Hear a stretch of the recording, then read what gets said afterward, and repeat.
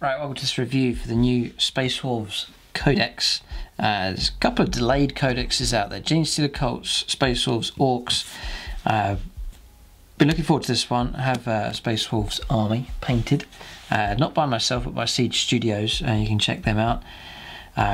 They've painted the miniatures up really well, but they're all boxed up and waiting for the day that the Codex arrives. So thanks to Games Workshop for sending me a copy of this Codex ahead of time. So in this video here, I'm going to review this Space Wolves Codex. We'll cover all the rules. The Space Wolves specific units, there's some units I'm going to skip, like Rhinos and Razorbacks and so on. You can check out the regular Space Marines Codex review for them. But really going to focus in on the specific units of the Space Wolves here in this video, and then we'll move on later on to warlord traits, relics and stratagems and so on. We'll cover that as well. It will be a review. I'll show you the rules and the details, and then also come in at a sort of a tactical angle as well, how that's going to apply to the different units as well. And in the whole time I'm reviewing this, I'm thinking of my own army that I'm putting together. I have a good selection of units to choose from. I'll mention some of those as I go through, and I'm thinking about sort of 2,000 point army, how I'm going to assemble that together, seeing the new strengths and weaknesses. There have been some changes and some adjustments made, and obviously all the new rules specific here for the Space Wolves as well. But it's exciting now for Space Wolves to have their Codex available. So, sort of a Space Marines chapter, but more of a rugged, rougher feel to them. Not as clean cut perhaps as the Ultramarines and the Imperial Fists. These Space Wolves more of a, it's the whole Scandinavian Viking influence there for their style. Do love the colour scheme, a sort of cold grey blue colour, and then the colours, spot colours picking it out as well. So the reds, blacks, yellows, just some great looking colour scheme. I've seen Space Wolves armies painted up by different people and they just can look really good. So beautiful army, some great models. Primaris Marines being brought in to the Space Wolves as well. So exciting times, I think, for Space Wolves players. Some of the characters are being redone as well, which is great. The old time lead models, not all of them, but a lot of them receiving a makeover here. So that's the sort of colour palette here. That classic iconic blue-grey, the bone, teeth, talons used, and then gold yellow. That's it, to give you an idea of the colour scheme for the Space Wolves. So some artwork here. You know, that this is a classic summation of them in close quarters with the enemy, and the worst of enemies, the most frightening of enemies. The Space Wolves are there, right in the middle of the fight. So that's the kind of style, the aim I'm going for the Space Wolves. And that's to build an army that's going to advance, close the enemy down, hunt them down like a pack of wolves, and then close in for the kill and finish them off. That's the kind of angle I want to come from my own collection. So don't want to make a gun line. There's other chapters you can do that for, but for Space Wolves it's more of an army you're going to send into the depths of the opponent's army, no matter how scary they are in close combat and so on. It's the Death World of Fenris. Just giving you all the background information here. Rites of Initiation. Interesting. Great companies. Aspects of the wolves, handy. This is very helpful. All of your squad markings, wolf guard. It's the black lanes, that's your classic one, but there's all these other ones here. Wolfen markings also. Painting the chain swords. It's a timeline here, all the different events that have taken place in their history. A great piece of artwork here.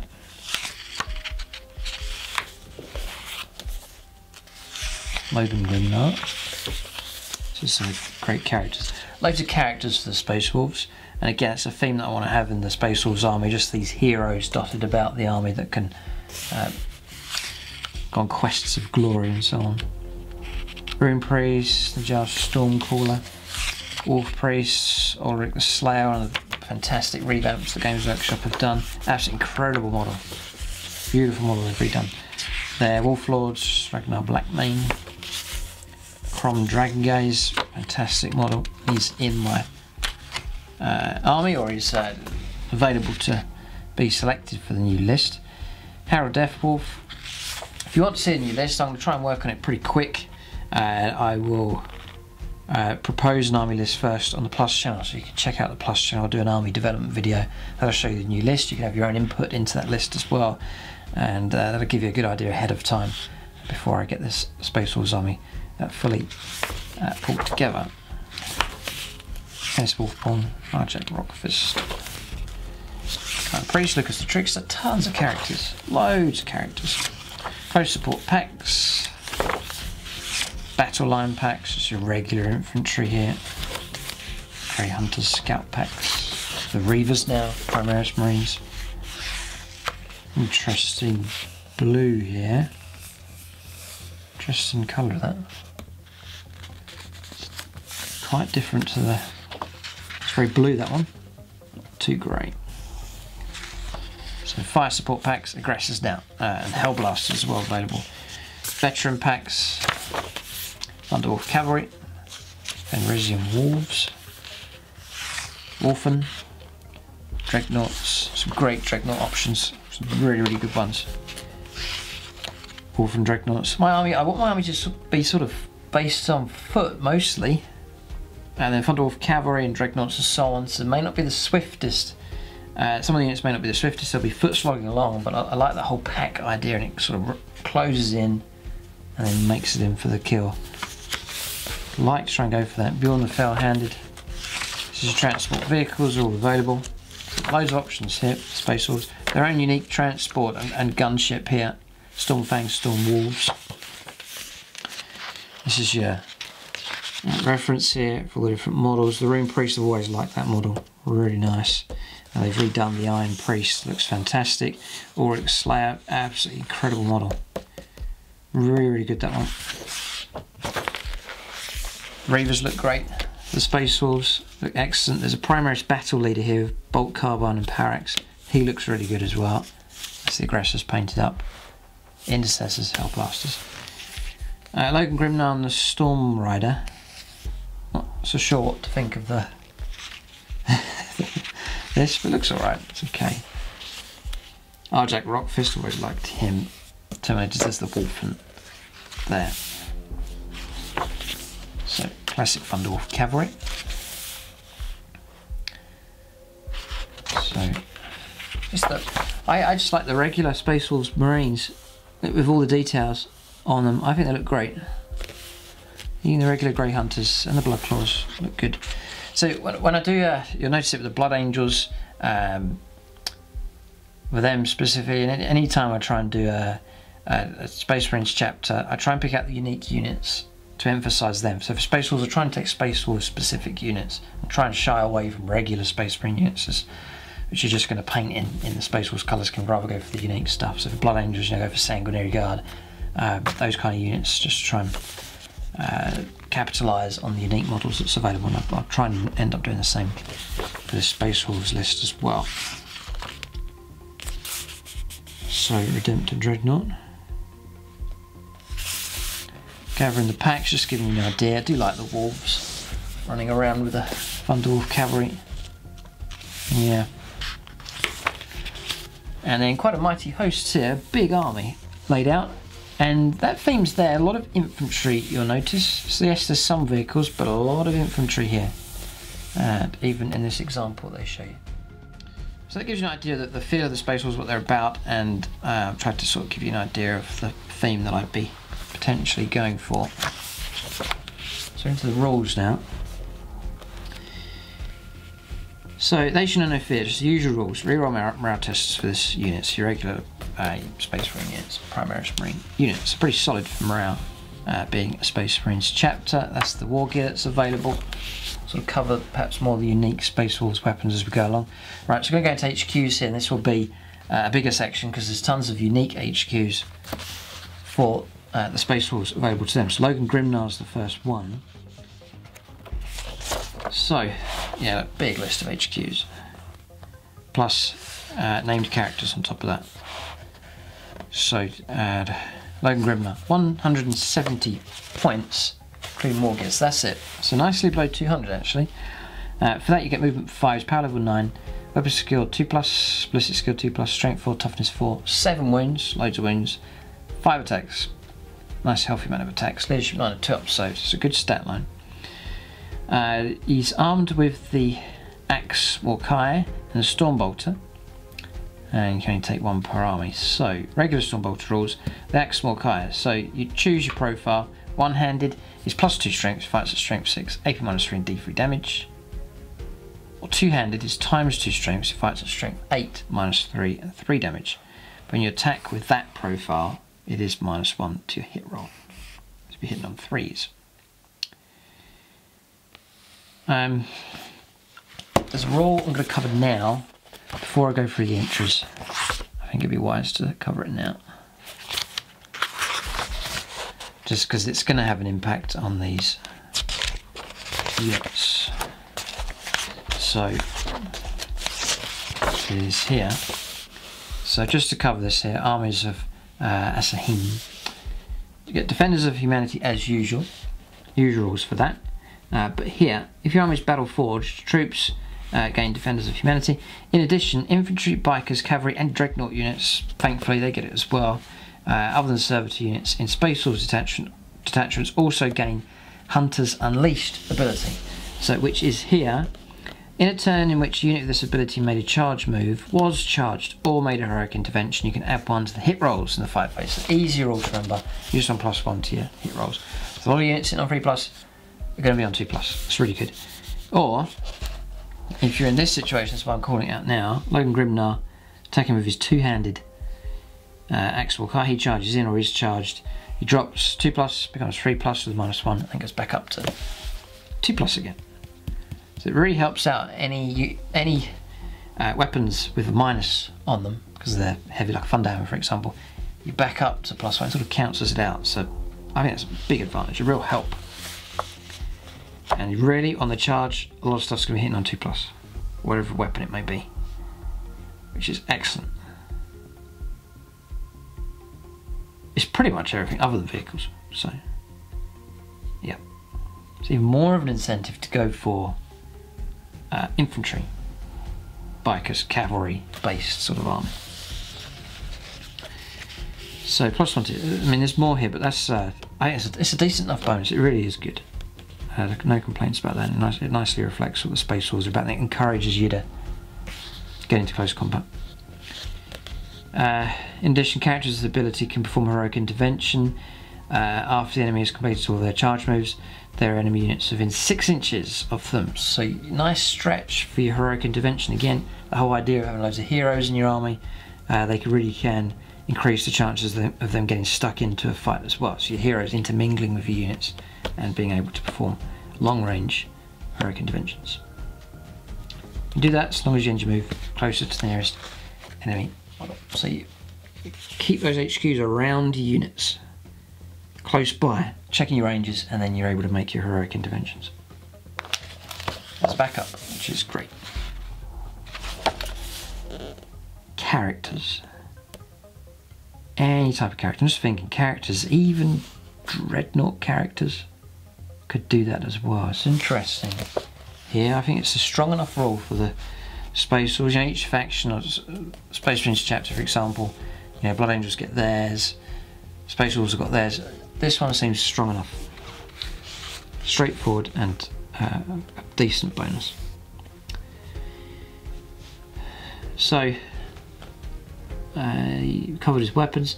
The Great Wolf. You can reroll out hit rolls to friendly Space Wars units within 6 of Logan Grimnar. That's a fantastic bonus. So it really is good. High King of Fenris. You didn't need to take morale tests for friendly Wolf Guard units within 6. That is excellent as well. He has a 4+ invuln save, and he has Teleport Strike.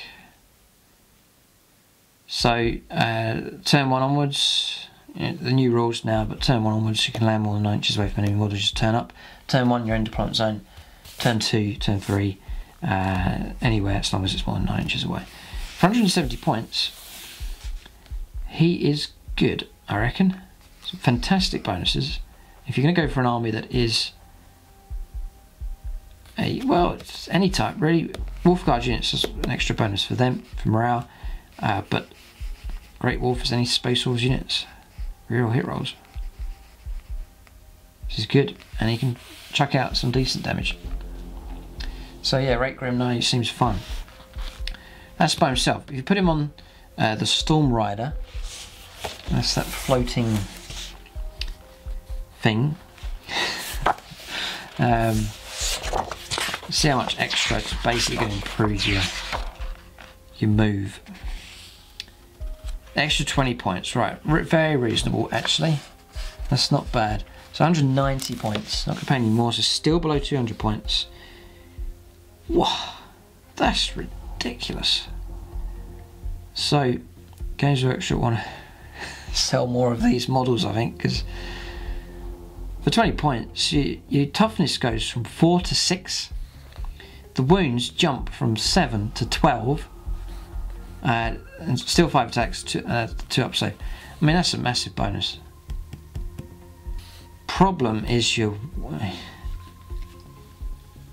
wounds becomes an issue. Yes, 12's great, but you become a target now, and you have a damage bracket as well. But yeah, additional attacks. This is some crazy rules going on here. Yeah. Yeah, this is crazy stuff.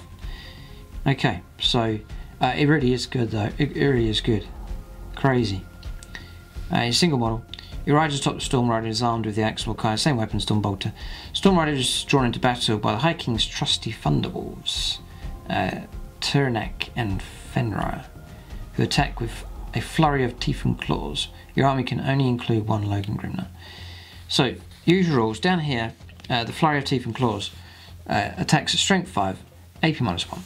After Logan Grimnar makes his close combat attacks, you can attack with Tinrak and Fenrir, make a number of additional attacks as shown in the damage chart above. So you get either just the usual 3 brackets, so 7 to 12 wounds, 4 to 6, 1 to 3. God, the movement drops bad. If this as these wolves are slowing you right down. Yeah, you start off at movement 10, you get 6 additional attacks. Then, as soon as you reach 6 wounds remaining, you drop to 7-inch move, which is okay, 5 additional attacks, but then 1 to 3 wounds, you drop to 4-inch move, so you're real crippled. And then it's maybe him pushing his own thing along if both of the wolves have died. Additional attacks of 4, but you slow right down if you take damage. That's something to be wary of. And you can be picked on, I think you can be targeted as a character, but he's got 12 wounds there, so he can be shot up. So it's interesting. Be careful with that one. So he gets Alpha Predators. You can reroll charge rolls for this model. He gets a 4-up invuln save, same as their Belt of Russ. You can reroll Fouled. That's all the same.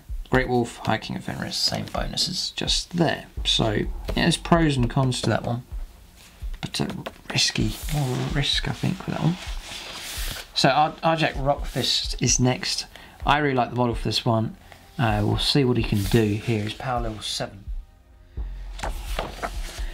He's 145 points, just below 150. Movement 5, because he's in Terminator armor. Weapon skill is 2+, ballistic skill 3+, strength 5, toughness 4, 5 wounds, 4 attacks. It's good. Leadership 8 and a 2-up save. He's got the foe hammer. So oh yes, see, I remember this. He can shoot with it. So he can shoot range 12, assault 1, ×2 strength. So he's on strength 10. AP -3 and D3 damage. When attacking characters or monsters, this weapon has a damage of 3. Nice. Then in melee, damage of 3. The characters are going to be in trouble against him. ×2 strength again. AP -3 and D3 damage. Becomes 3 if it's a character or monster. He's nasty enough. He's a character killer. So the Anvil Shield. Arjak Rockfish has a 3+ invuln save. In addition, reduce all damage suffered by Arjak Rockfish by 1. To a minimum of 1. Solid. Champion of the King's Guard. You can reroll foul hit rolls for Arjak Rockfish in the fight phase when targeting a character. In addition, you can make 1 additional attack in the fight phase for all models in friendly Wolfguard units. within 6 of him. Start of the phase. Doesn't matter if he didn't charge. 1 additional attack. It was really good. So I rated him before and I rated him again. He's deadly. There's no minus to his attacks here. So in combat he's going to be striking on to 2+. Wolfguard. Yeah, and this bubble I think would affect himself. Wolfguard keyword. Wolfguard keyword. So yeah, he'll get 4 attacks. Really it's 5 attacks. He's got teleport strike because he's Terminator. Feign to the High King. You can reroll wound rolls of 1. For any Space Force units within 6 inches. So again, it's going to apply to him. He is excellent. Superb character. He is really good. Deadly. Rockfist. Solid as a rock. Great HQ choice. And it seems to be some pretty good bargains here for HQs, which is good. This is the kind of theme I think is good for Space Force. Mighty tempted to go after him. He's decent enough. You got Beyond the Fell-Handed next. I guess maybe a theme would be to build an army with enough infantry to absorb the damage, to protect some key characters and deliver those characters in amongst the opponent, and let those characters just be heroes. Last thing you want is those characters being blown away and being exposed and shot at. So the idea is to shield them, protect them with stuff. Wherever it may be, cheaper infantry, wolves, whatever, and then let these guys get in to the fight on units like him, Grimnar. Not be ashamed of having multiple decent characters, but at the moment they're pretty good points costs. Beyond the Fell-Handed next.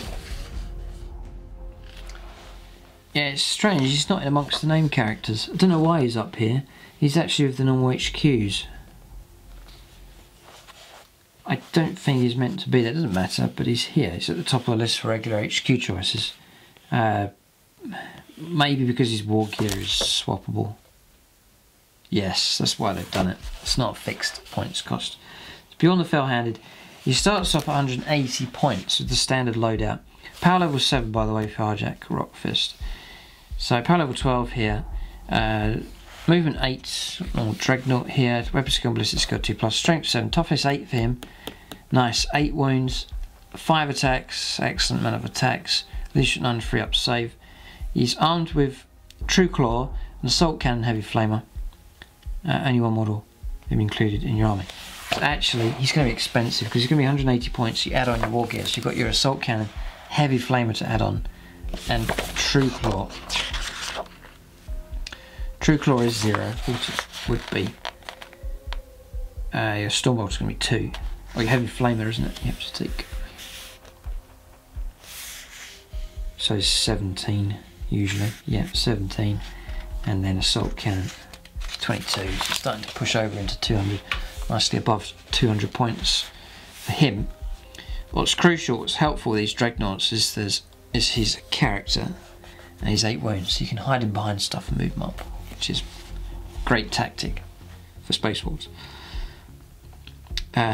So usual rolls for Assault Cannon, Heavy Flamer. He can go for Heavy Plasma Cannon, is available.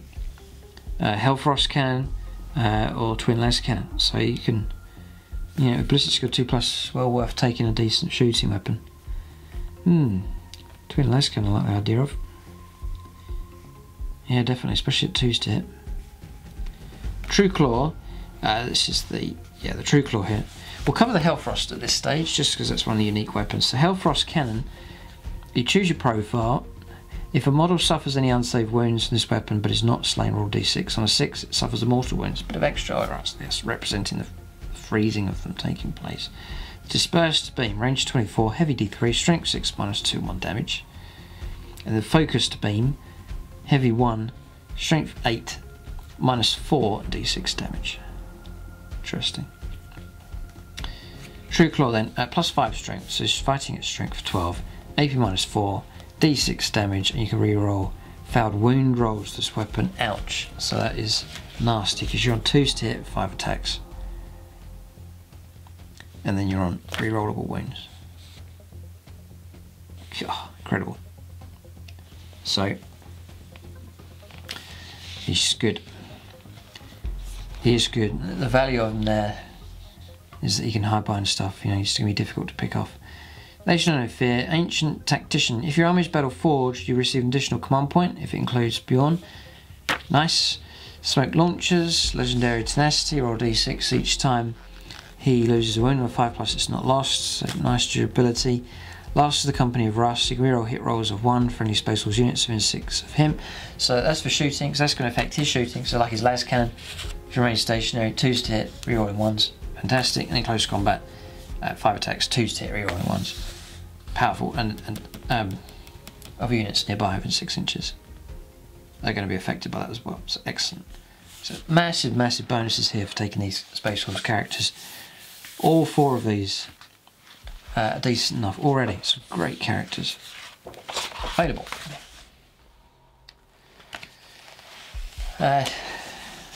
Just Stormcaller next. He's power level 7. He's 138 points, so he's one of the cheaper options. Movement 6, weapon skill ballistic skill 2+, strength 4, toughness 4, 5 wounds, 3 attacks, leadership 9, 2 up save.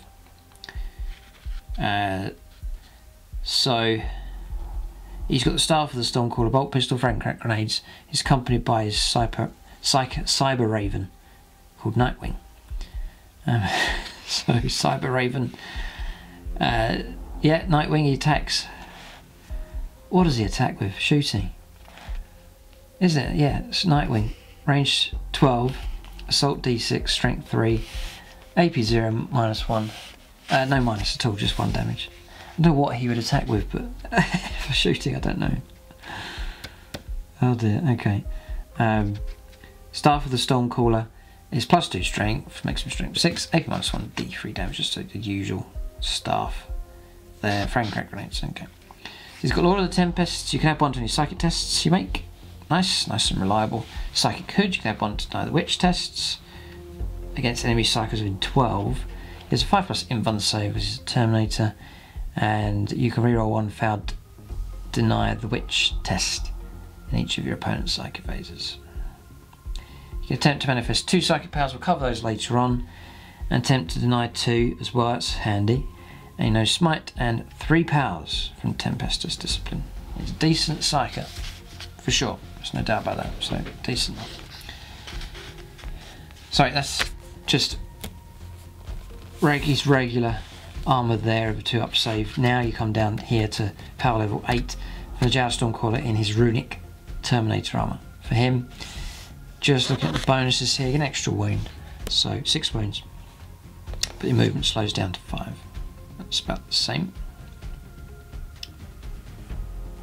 He'll gain Teleport Strike, being Terminator, and the runic Terminator armor gives him a 4+ invuln.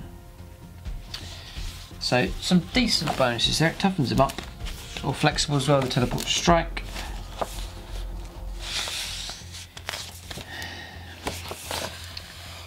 £153 points. Not much more, but 15 points extra. So reasonable enough. So next is the Rune Priest. This one in Terminator armor, power level 8 for him. So your regular Rune Priest is 88 points. In Terminator armor he's 120. There's some difference there. 32 points extra to get your 2 up save.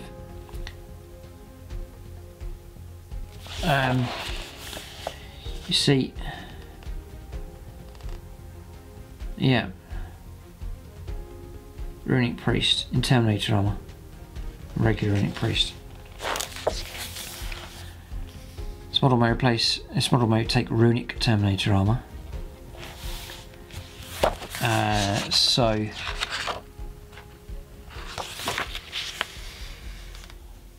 here it is. Yeah. Okay. So it's here in the other war gear section. 5 points to take Runic Terminator armor. 5 points basically to increase your invuln save to a 4+, which may well be handy enough. So you can take the Psychic Hood. You have to pay for it though, it's 5 points.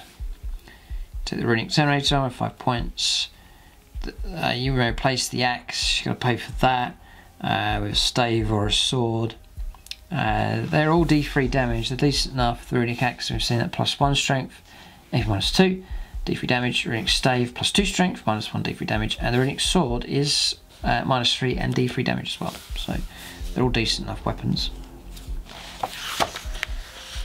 So I'll just call out here, runic sword, 10 points.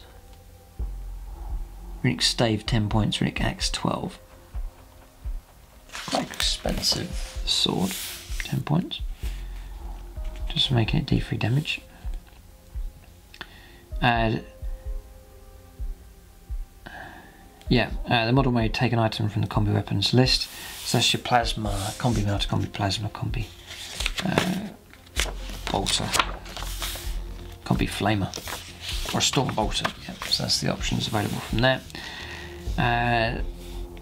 He can manifest 2 and deny 1. He knows smite and 2 powers. He's okay, just standard enough. You've got the Primaris Rune Priest available. Still 2 up weapon skill with him. 4 attacks to get the extra attack. Runic Sword is available. So that's a decent option. Yeah, it's not bad. Primaris Runic Priest. 93 points for him. Then power level 6, just your standard Rune Priest. I really like this model. This model here is excellent.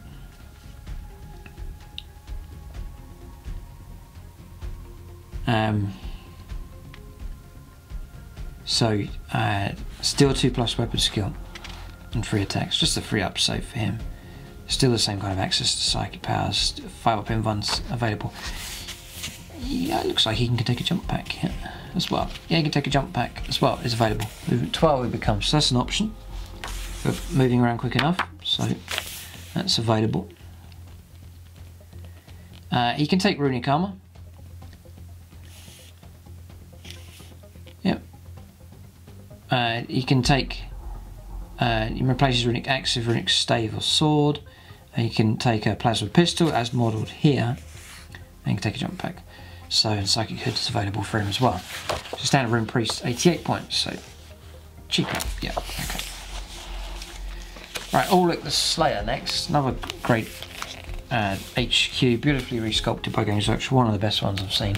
One of the best revamps of a character I've seen. Just the whole sculpt, the pose, the whole look of the model, the balance, the way it looks, I think is excellent. It's only power level 6. He's only 110 points as well, actually. So he's cheap enough. Movement 6, 2+ to weapon skill, ballistic skills, strength 4, toughness 4, 5 wounds, 4 attacks. It's good. Leadership 9, 3-up save. Is the Crozius Arcanum, plasma pistol as well. It's all incorporated into the points. Frag and crack grenades. Only 1 model per army. Crozius Arcanum, just the usual rules. +1 strength, AP -1, 2 damage. So you've got a decent chaplain here basically, and they should know fear. Slayer's Oath. You can reroll hit rolls in the fight phase of friendly Space Wolves units within 6 of this model. That's going to include him as well. His war gear is not particularly fantastic, so you're looking for his bonuses here. So reroll hit rolls. If Orlick the Slayer kills an enemy character or monster, then the rest of the battle you can have 1 to any wound rolls you make in the fight phase of friendly Space Wolves units within 6. You've got to try and accomplish that first to unlock that. He has a 4+ invuln saves for his wolf amulet. Healing balms. Yeah, this is great. At the end of the movement phase, Orlick the Slayer can attempt to heal a single model. To do so, select a Space Wolves infantry, biker, or cavalry unit within 3 inches. If the unit contains a wounded model, it immediately regains D3 lost wounds. The unit can only be the target of healing balms once each turn. So, great.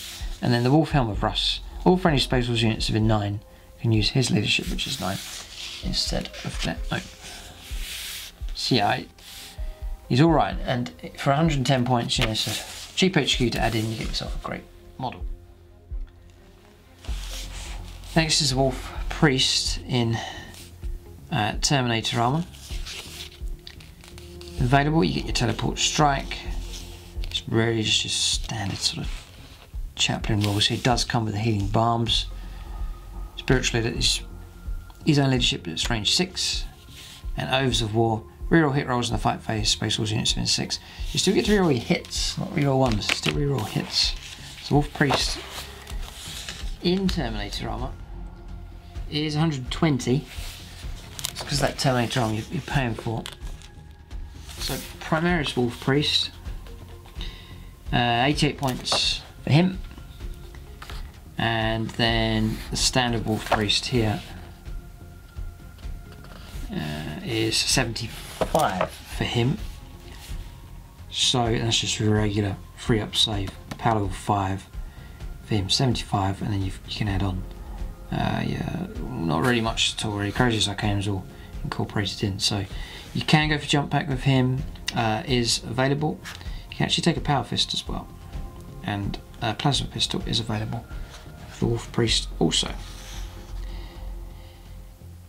Yeah, so, and the usual rules. Healing Balms again available, 4-up invuln saves available, hit reroll, hit rolls. So that's all good. So the standard Wolf Priest, I'd rate that one there. Some great bonuses available, and crucially, if your army's got characters in it, it's be handy to be able to heal wounds. So that Healing Balm's useful as well. So I mean, any of these here, Auric Slayer's fine. But any of these priest options is helpful, definitely. So some handy options, especially for character themed army. So Ragnar Blackmane next, power level 7. So 141 points, and then Svangir and Ulfgar is 0 to 2 of them. They're 8 points each. You pay for those. So movement 6, Ragnar Blackmane, weapons gun ballistic skill 2+, strength 4, toughness 4, 5 wounds, 5 attacks, leadership 9, and free up save. And then same stat line for these two, Svangir and Ulfgar. That's range movement 12, 3+, weapon skill 7+, ballistic skill, strength, toughness 4, 1 wound, 3 attacks, leadership 4 and 6 up save. So you can include his 2 Fenrisian wolves. They attack with their teeth and claws. He's a single model armed with Frost Fang, a bolt pistol, frag crack grenades. So Frost Fang is a melee weapon, it's +1 strength, so it becomes strength 5, AP -4, and 2 damage. It's got 4-up invuln save with Belt of Russ. The War Howl, you can reroll foul charge rolls to friendly Space Wolves units other than vehicles within 6 of him. The Jarl of Fenris, you reroll hit rolls of 1 for friendly Space Wolves units within 6. Okay. The Insane Bravado, if Ragnar Blackmane performs heroic intervention, increases attacks characteristic by D3, so it gets extra. It don't really seem that great. Loyal Companions, the death of Svangir and Ulfgar is ignored for the purposes of morale, and they're considered to have character keyword for the purposes of shooting attacks. Okay. It's a bit like a bodyguard for him.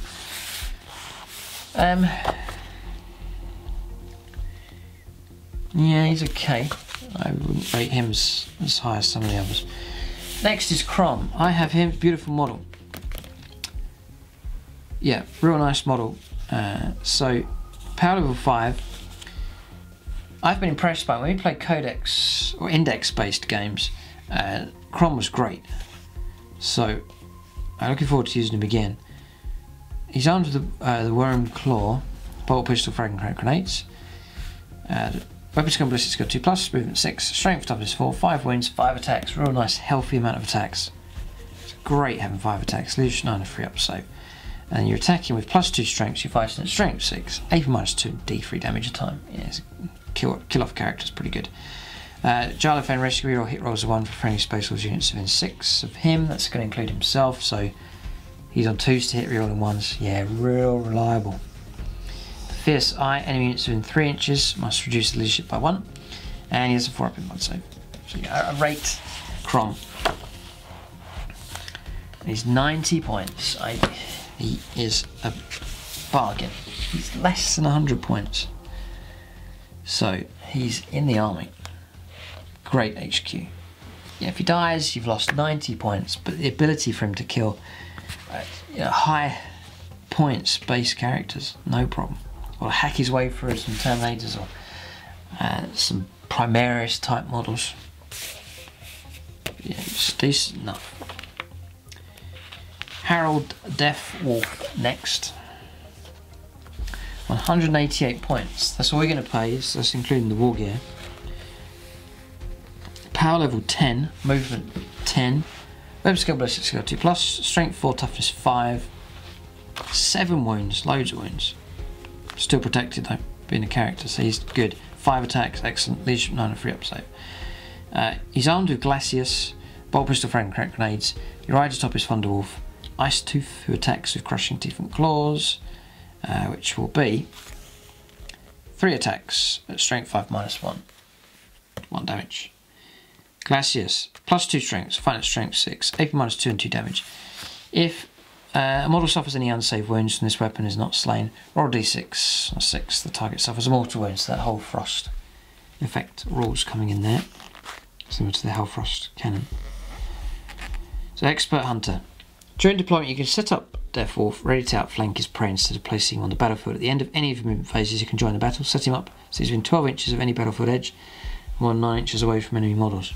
It's an interesting question. Can you do that on turn 1? I don't know about that one.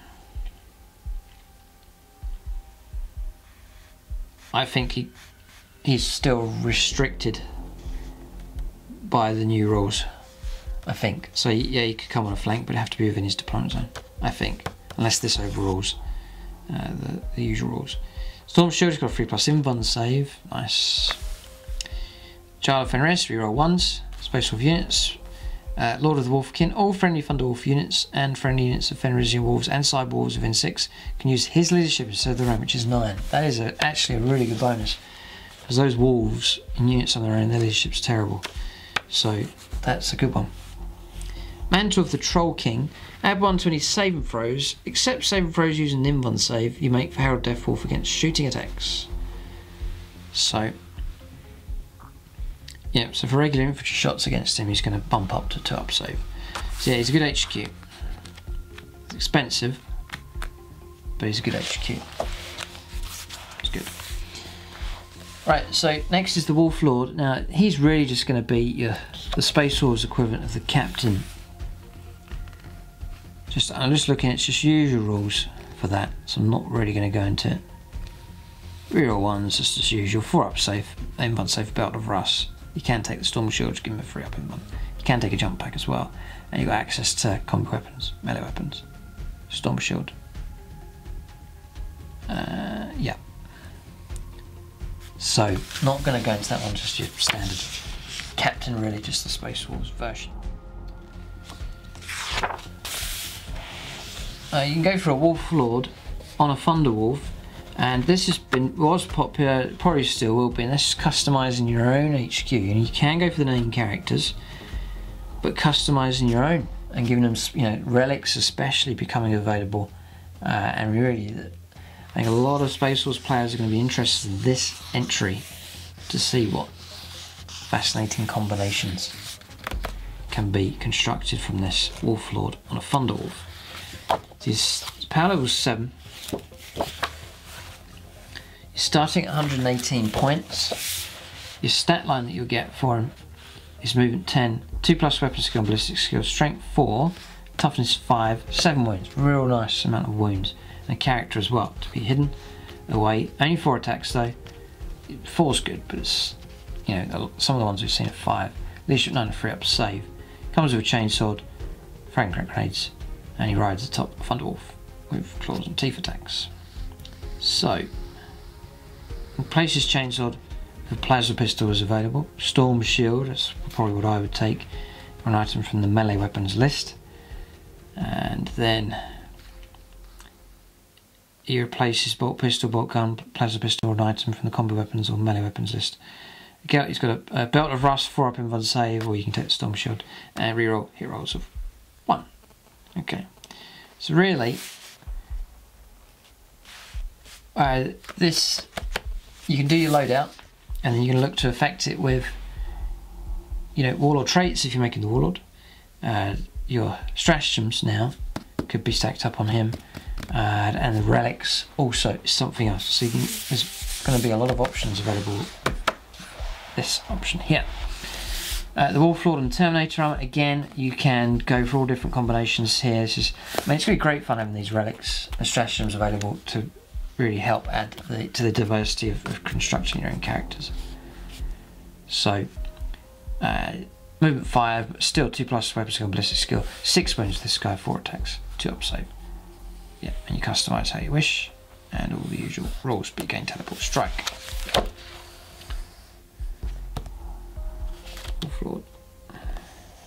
Wolf Lord in Terminator armour. Starts 105 points, power level 7. Then the Wolf Lord in the Cataphracti armour, available, power level 8. 126 points, pay an extra 24 points for that. You get your 3+ invuln save.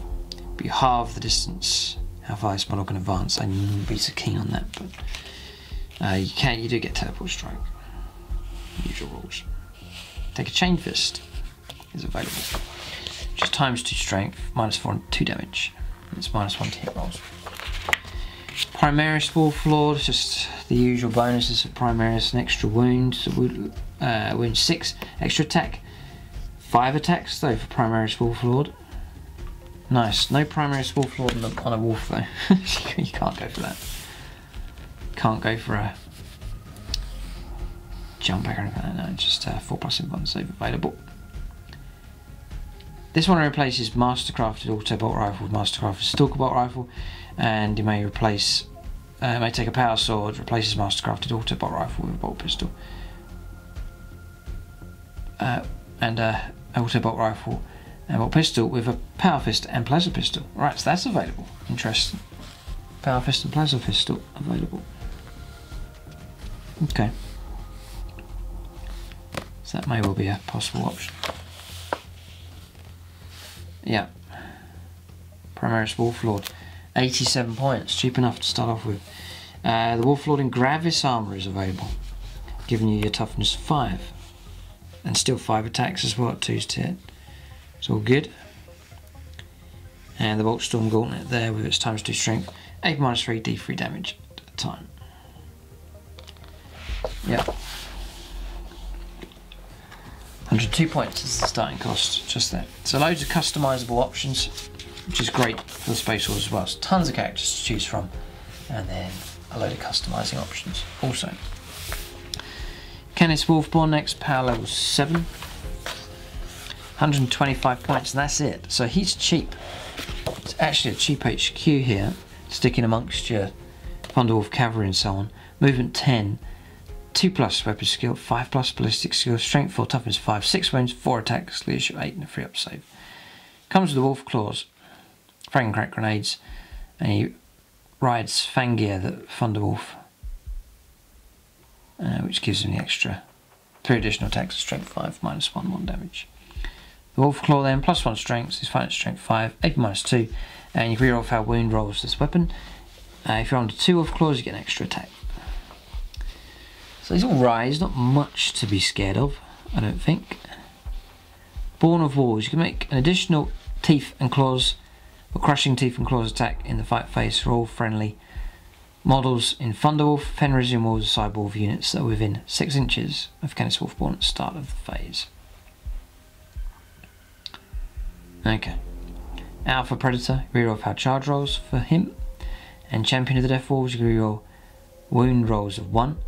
For friendly Space Wolves units within 6 of Canis Wolfborn. So reroll wound rolls 1. So he's alright.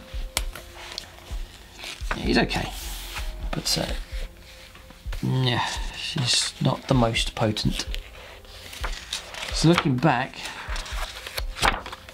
you're not aware, you haven't covered yet all the options you can really enhance these relics and so on.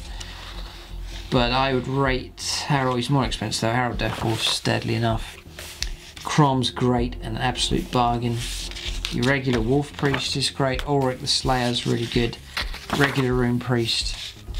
You go for loads of cheaper HQs, no problem at all. Bjorn's great, Arjet Rockfish, absolutely rock solid. So that's the kind of ones I'm calling out here, liking the look of. So then you're on to, still on HQs at this stage, the Wolfguard Battle Leader, it's power level 4.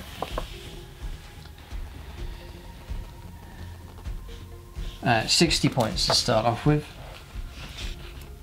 For that you'll get movement 6, weapon skill 2+, ballistic skill 3+, strength 4, toughness 4, 4 wounds, 3 attacks, loot 8 and a 3 up save.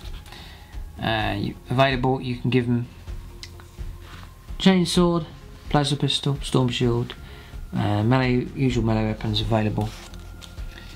This model may replace this bolt pistol with bolt gun, plasma pistol, items from the combo weapons and melee weapons list. Just to refresh you on the melee weapons: chainsaw, frost axe, frost sword, lightning claw, power axe, power fist, power maul, power sword, thunder hammer, and wolf claw. Yeah, and you can give him a jump back as well. So it's basically reroll wound rolls of 1 for him. So this is your lieutenant, basically. Available. Primaris battle leader. It's the extra bonuses have been Primaris, extra wound, extra attack, and again reroll the wounds for him. I'm not going to cover these too much. This is your standard sort of lieutenant rolls here, as found in the Space Marines Codex review that's already on the channel.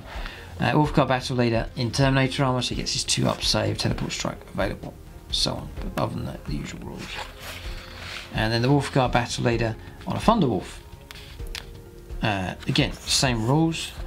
Just get your movement 10, extra toughness, toughness 5, extra wound, wound 6, still only 3 attacks. Yeah. So I'm not sure if I'd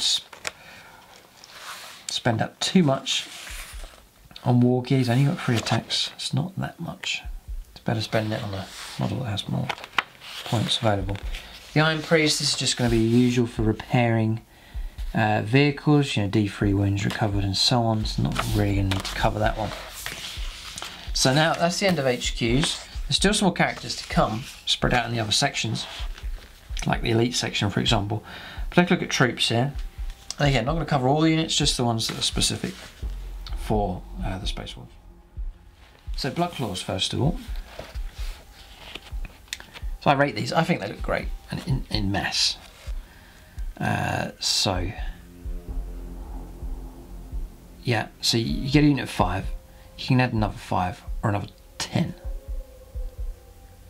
And you can also include a Wolfguard pack leader or a Wolfguard Terminator pack leader. So you can, I love the look of that. You have an infantry squad and there's a Terminator in the middle. It's very cool. So that's an option as well. He's not separate, he's in the unit, so he's going to be hard to pick out. He'll be the last one to die. And he's got access to all of these weapons here.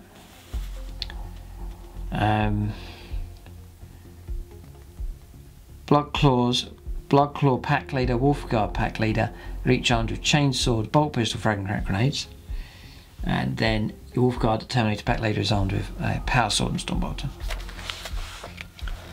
So again, I wouldn't really be into loads of upgrades on these guys. I think just take them cheap and standard loadout. You know, you're just taking the extra attacks. This is your sort of anti-hordes here. So bodyguards for protecting their characters, bigger units. Opponent's got to try and get through them. And then also anti-horde. So bolt pistols, grenades, chainswords is enough to clear away sort of softer stuff and keeping the unit nice and cheap and big. There's Blood Claws. Well, still cheap. They're still expensive now. 13 points at a time.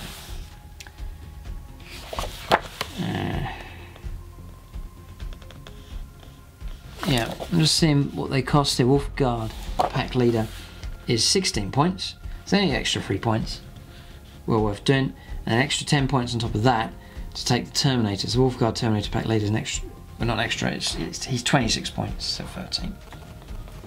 So, you know, it's double the cost, but for that you're getting your wound, your extra attack, 2 up save. So it's worth it. Yeah, it's kind of worth it. There's restrictions.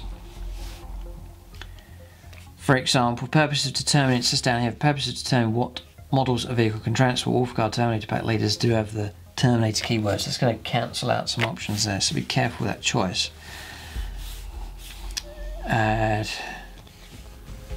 So you can go for different loadouts here. One Blood Claw replaces chainsaw with an item from special weapons. I don't think I'm going to bother doing that. You know, just on one attack, If the unit includes at least 15 models, an additional Bloodclaw can do this, won't bother. One Bloodclaw may replace his bolt pistol with plasma pistol. Your ballistic skills only 4+ to these guys. Stat line's just usual Space Marine, but just your 4+3 ballistic skill. So, not really looking to pay out points on these. This is your unit that's just not going to be upgraded. So the plasma pistol, I'm saying it's going to be hitting on 4s, so I don't think I'll bother with that. The Bloodclaw Pack Leader may replace his chainsaw with a power sword, power axe, or power fist. You can do is bury a power fist in the unit, but you know, to try and you surround a character that they're hacking usual, regular Bloodclaws down, trying to get to that Pack Leader who's got that power fist, who's strength 8 -3 D3 damage, causing trouble. So I mean that may well be an option. I'll be tempted to do that because it can cause trouble. Power fist, 12 points to do it. If that's what you pay to bring down a character, it's well worth doing, I think. So, yeah, the Wolfguard Pack Leader may replace his chainsaw, plasma pistol, storm shield with a plasma pistol, a storm shield, or an item from the melee weapons. And then you may also replace his bolt pistol with a plasma pistol, an item from the melee weapons, or combi weapons. So loads of options available. And again, you give him a combi weapon. Yeah, because the Wolfguard Pack Leader or the Terminator, their ballistic skill does go back up to 3+. See, I would maybe equip the leader then. So, Berserk Charge. On a turn in which they make a successful charge, you make an additional attack in the fight phase for all models in this unit. That's why you just take them cheap in big bulks, and you're getting your chainsword attack, regular attack, and extra attack. So, unit of 10 of them, 30 attacks. And on the charge, 2s to hit. Strong. That bonus helps this kind of unit out really good. Headstrong. Unless this unit contains a Wolfguard Pack Leader, a Wolfguard Terminator Pack Leader, or is within 6 inches of friendly Wolfguard, it must declare a charge in its charge phase if it's possible to do so. Right, so you've got to watch them. You need to remember that rule as well, to be fair. So, yeah, so they need leadership, which is great. That's the fluff, so great. But I rate Bloodclaws.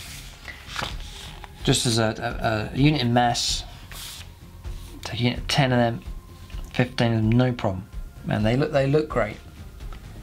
All the hair and the chainswords just look the part, but cheap enough. A nice sized unit. Be good. Brilliant anti-hordes. Plunge them into any anti-hordes stuff and just clear a path. Yeah, and that may well be their use. You've got these great characters, but you need to get them into the enemy characters, enemy vehicles, and so on. But there's a screen of guardsmen or infantry, whatever it may be. Let the Bloodclaws do the mass attacks to try and punch a hole, clear a path through to let the characters and dreadnoughts and so in. So may well have an important function. And then your characters all staggered behind, and some lines of Bloodclaws, loads of wounds, your opponents are trying to absorb. So. Or to get through, so that's a use for them. Grey Hunters is the other option. This is more of the shooty option available, and I have these on my list as well. They're marked by these are the primaries here, but marked by the red and black shoulder pads usually. So Grey Hunters here, power level 4. They're 13 points each as well. Units of 5 to 10 of them. I've been dropping them in drop pods. 83 points. Don't know if we'll go down that route or not. I'll have to see about that. Drop pods are sort of suffered here in 8th edition. But anyway, this is just your standard Space Marine with your 3+ weapon skill and ballistic skill and a 6-inch move. And you get 5 in a unit. You can take 5 more. You can add the Pack Leader in, and the Terminators available as well. Now, Grey Hunters and Grey Hunter Pack Leader are armed with a bolt gun, bolt pistol, frag and crack grenades. So bolt gun and bolt pistol available as standard. Let's just make sure the grenades are fine and the bolt gun is 0. And then just checking here, the chainsword is 0. Because it says that any Grey Hunter may take a chainsaw, so you automatically just take chainswords. Therefore, you get your extra attack and not losing your firepower. So, you know, bolt pistol, bolter, chainsword, load them up. It doesn't cost you. If you take a wolf standard, it's 10 points. You reroll any dice rolls of 1 when making an advance or charge move. If unit has a wolf standard, that's okay. I don't think I'd bother. For every 5 models, you can take a special weapon. You know, this is going to be melter gun, plasma, and so on.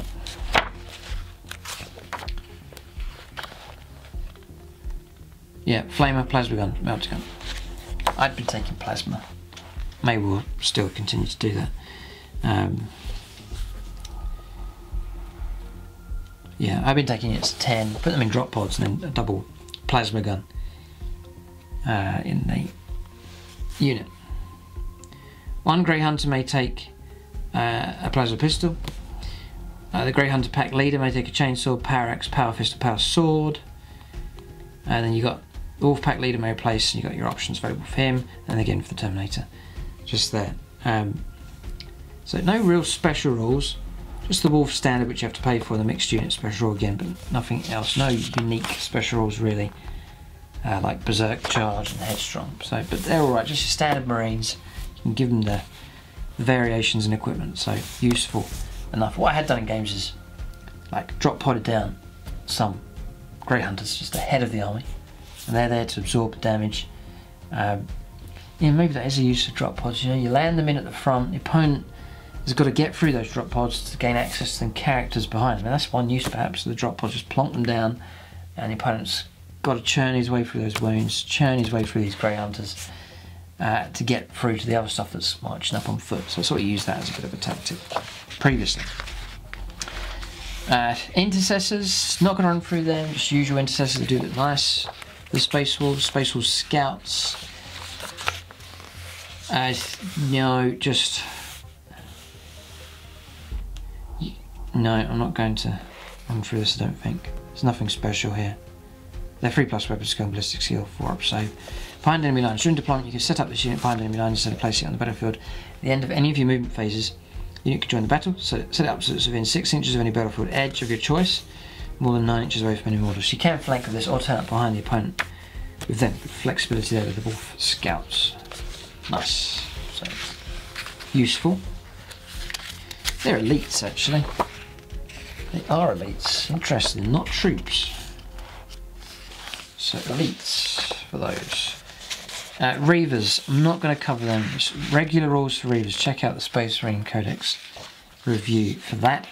Aggressors, servitors, no, here, that's all usual rules for them. Lucas the Trickster is an elite here.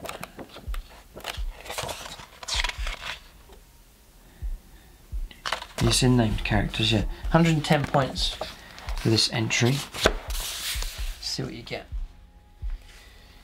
So, power level 6, weapon skill 2+, ballistic skill 3+, strength 4, toughness 4, 4 wounds, 4 attacks, leadership 8 and a 3+ save. He's armed with the claw of the Jackal Wolf, a plasma pistol, it's a great weapon to have for a character, frag crack grenades. So claw of the Jackal Wolf, +1 strength, AP -2 and 2 damage. You can reroll failed wound rolls to this weapon, so it's okay. Check out your special rules now. Blood Claws Hero. You reroll failed wound rolls of 1 for any Blood Claws units within 6. A slight bonus there. Master of Mischief. Subtract 1 to leadership of all units within 3 inches of the Trickster at the start of the morale phase. For the duration of the phase. In addition, Lucas the Trickster cannot be your warlord. The Last Laugh. If Lucas the Trickster is slain in the fight phase, both players roll a dice, reroll them ties. If you roll lowest, nothing happens. If you roll higher, the unit that landed the blow immediately suffers D6 mortal wounds. Cool, that's a pretty good rule. And then Pelt of the Dropping Angle. Your opponent must subtract 1 for any hit rolls for attacks that target Lucas the Trickster in the fight phase. Interesting. So yeah, he's okay. So he's sort of an expendable character. You wouldn't mind if he died in combat. The aim is to get him into combat and to die in combat. It's not. It's sort of. There's some incentives to do that. So interesting. You know, and you would laugh if you send him and he takes out a pretty decent character. You know, like a powerful character, and then you roll 6 for those mortal wounds and take that unit out. That's cool. Alright, so yeah, Lucas Trickster's interesting. Tempting him, I like the sound of all this. This Master of Mischief. Nice theme. Great themed characters. This is the whole essence here of Space Wolves. So a Wolfen Dreadnought here. Power level 8.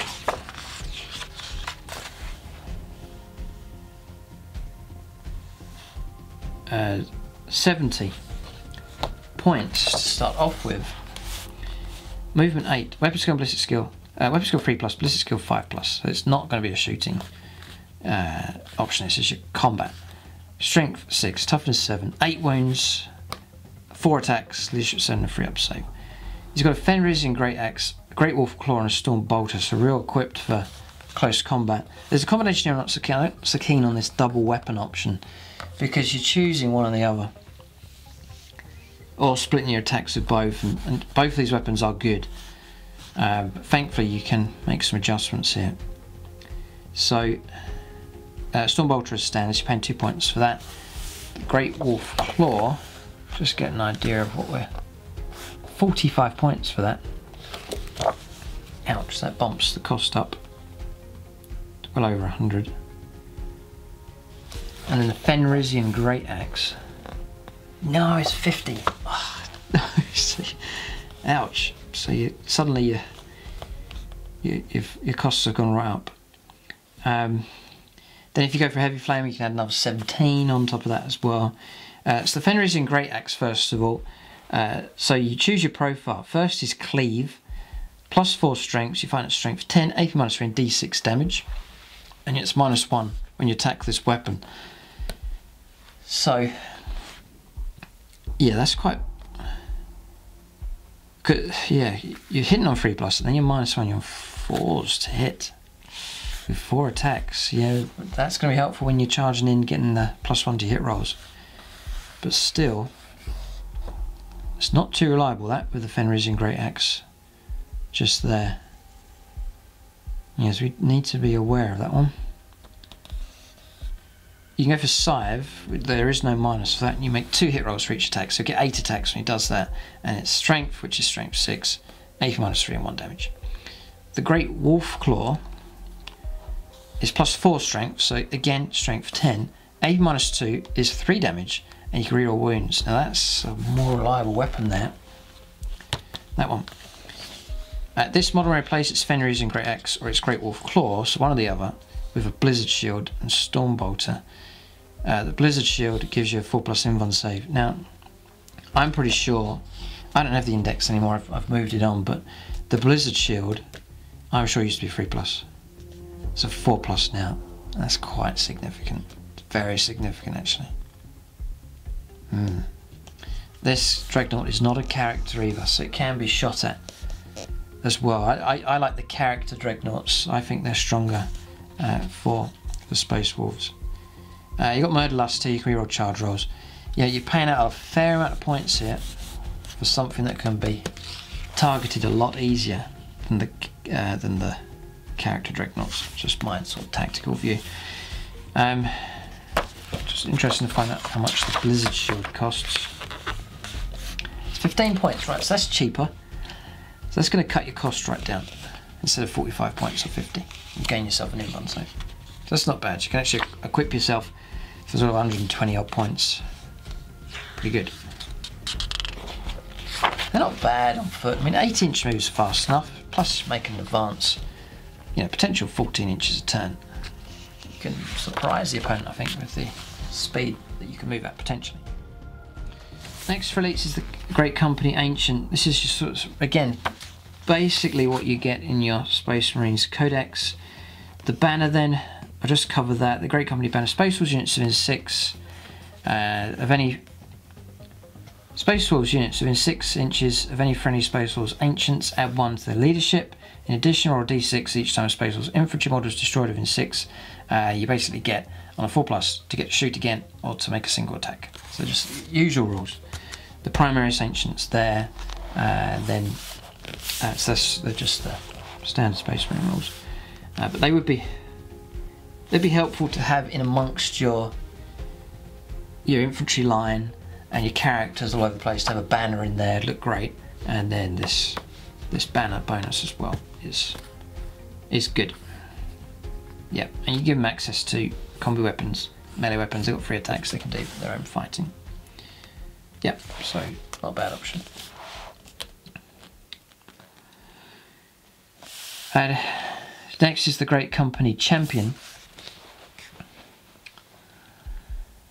He comes with a mastercrafted power sword, frag and crack grenades, and a bolt pistol.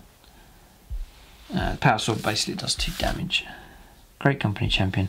Honour or death, the rules for him. This model must make a heroic intervention if it's able to do so. Remember, it's 6 inches for special rules. In addition, you can reroll failed hit rolls for this model in its fight phase when targeting a character. So they're aimed for going after the champion, after characters. Got a 5+ inv on save for combat shield.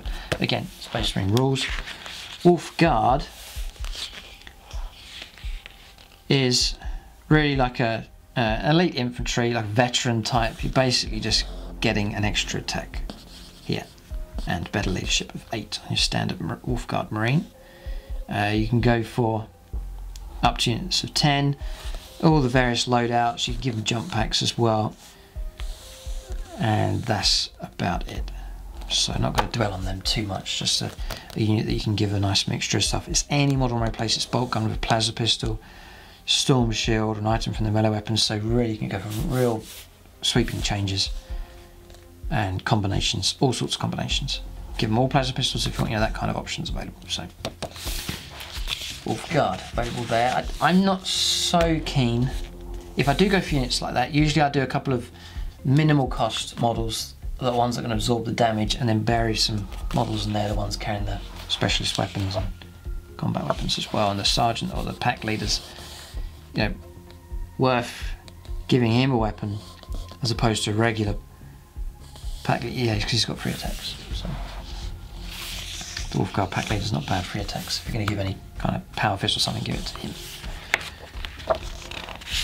Wolfguard Terminators is next here.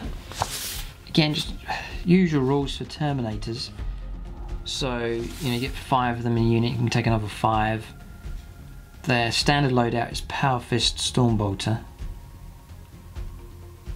The pack leader is Power Sword and Stormbolter. Just usual rules here. 5-inch move, 2 up save, 2 attacks, 2 wins. Any model replaces Power Fist or Power Sword with a Stormbolter, Storm Shield, or an item from the Terminator melee weapons list. So for these you can really go for your unique combos for your Terminators. One can have Thunderhammer Storm Shield, the other one can have the Claws, Power Sword. You can really mix it up, real mixed sort of Terminator type unit, which I like to do. It looks cool. So that's available. You can have certain models to absorb damage, others to deal out damage, and so on. Teleport Strike, as usual. For every 5 models, you may replace the Stormbolter with an item from the Terminator heavy weapons list, so that becomes available as well. So Assault Cannon. Or Cyclone Missile Launcher and Stormbolter and Heavy Flame are available. Terminator melee weapons is Chain Fist, Frost Axe, Frost Sword, Lightning Claw, Power Axe, Power Fist, Power Maul, Power Sword, Thunderhammer, and Wolf Claw. There they are, just there. They look great in the different combinations, so you can choose which combination you want to use. So I think they look very cool. Dreadnought here, usual rules. I'll cover that one. Wolfguard Cataphracti Terminators, just usual rules for them to cover Cataphracti Terminators in the Space Marine Codex. Wolfguard Tartarus Terminators, usual rules. Just checking, there's nothing special particularly, no. Venerable Dreadnought, usual rules. That is able to take a Blizzard Shield, 4 up in 1. Yeah, 6 is to ignore wounds. Just the usual for the Venerable Dreadnought. Still elites here, still more elites coming. The Contemptor Dreadnought usual rules, Redemptor Dreadnought usual rules. So we'll cover now Wolfen next. Very unique here for the Space Wolves.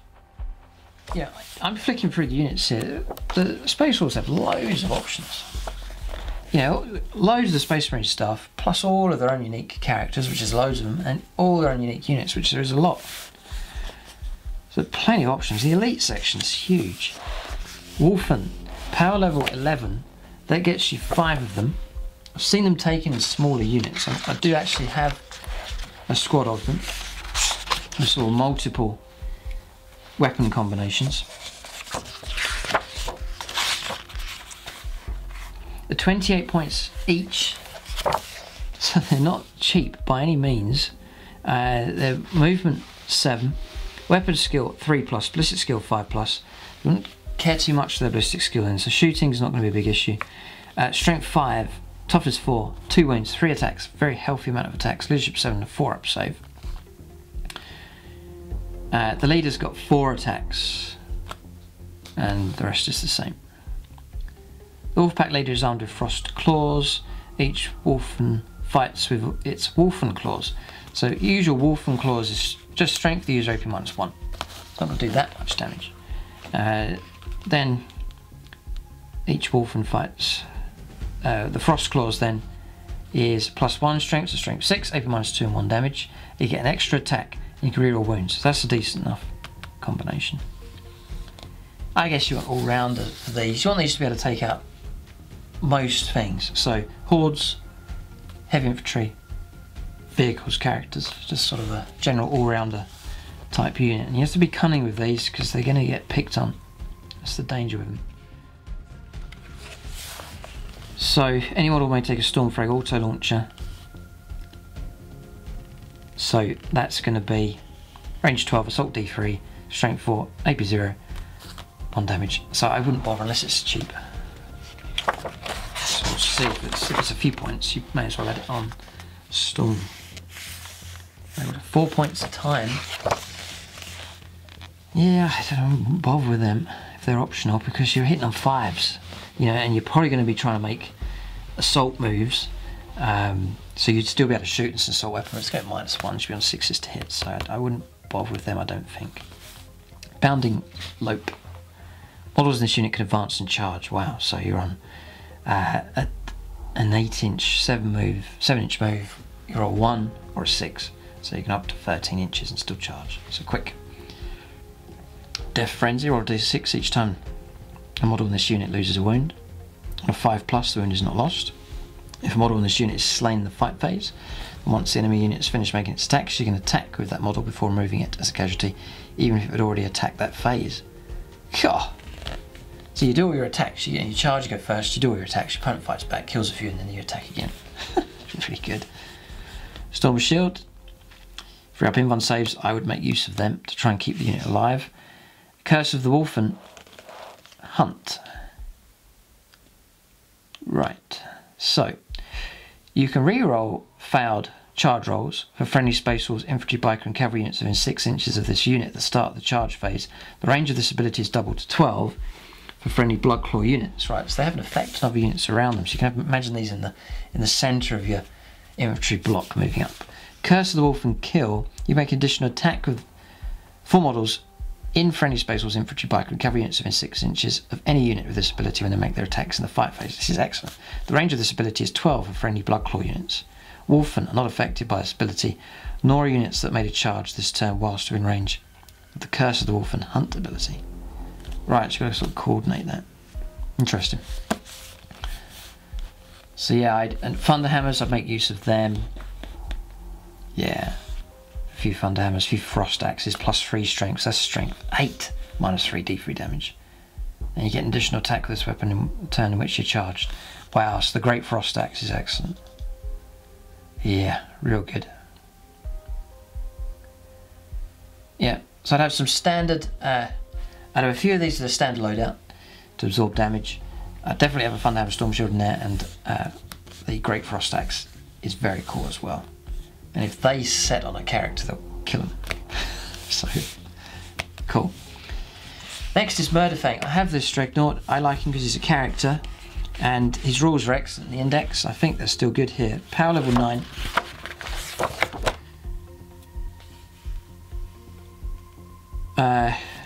He should be named characters because he's not. You can't adjust him. Yeah, 170 points. Quite expensive enough. Cool. But he's movement 8, weapon skill 2+, ballistic skill 3+, strength 6, toughness 7, 8 wounds, 5 attacks. There's that real decent amount of attacks. Leadership 8 and a free up save. So the Murder Clause then, he does have the Heavy Flamer as standard. Storm Bolter as well. It's got both.